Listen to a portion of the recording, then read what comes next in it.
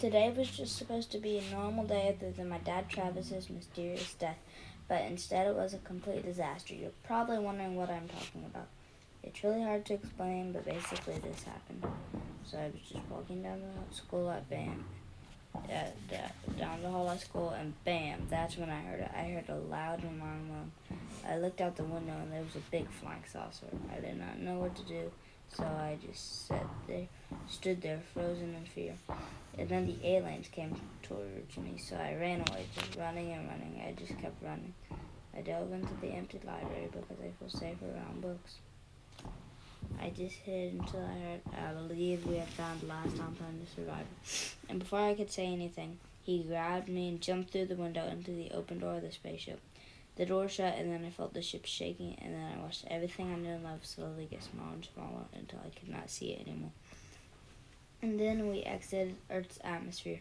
The gravitational pull was too much for me, and I passed out. By the time I woke up, we were passing Pluto, the dwarf planet, and then I realized I was on a spaceship with strangers, and we were passing by the farthest planet in our solar system, and I had not aged at all. I searched around until I found the person that I saw earlier, and he asked me who I was. I could already tell that he was a very kind person, so I told him my name was Anthony, and he said that his name was Travis.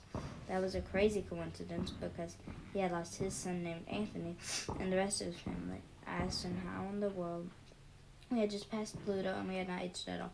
He said because our ship travels at the speed that a black hole pulls anything in from the event horizon. I asked him how that's possible.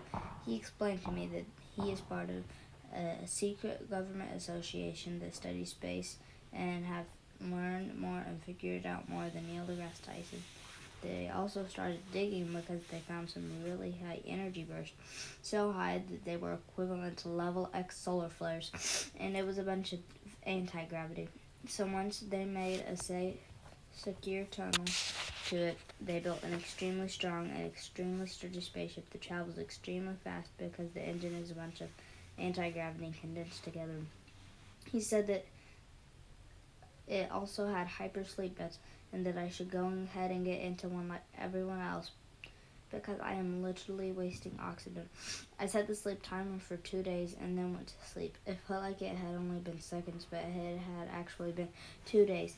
And as soon as I woke up, Travis told me we all had chores and mine was to take out the trash and poop. It was gross but fun because I got to wear a really cool spacesuit and go into the space locker room to throw out the poop and trash, but I accidentally fell into outer space. I'm floating in outer space. I wondered where my siblings and my mom were. It was peaceful but sad. I hit a spaceship. They opened the hatch and let me inside. It was crazy because I had lost my sister and did not know where she was. But then she told me that she was my sister and the rest of my family were here too. I told her that is impossible because my sister was 7, not 10 like me. Then she explained to me that they took a normal spaceship, not an anti-gravity powered spaceship, and it took them 2 years. They gave us the tiny anti-gravity powered spaceship, and we found out that Dad did not die and that he was taken up by the government and put in a secret underground science lab to study and make new devices and weapons for the upcoming alien attack. That was the big spaceship you fell out of. We got to go to a super Earth thanks to this new anti-gravity powered engine. Dad was back. It was the perfect life. It was a mix of future and the past. I am sure there will be several wars soon and several fights, but all that matters is that we are peaceful now and together now.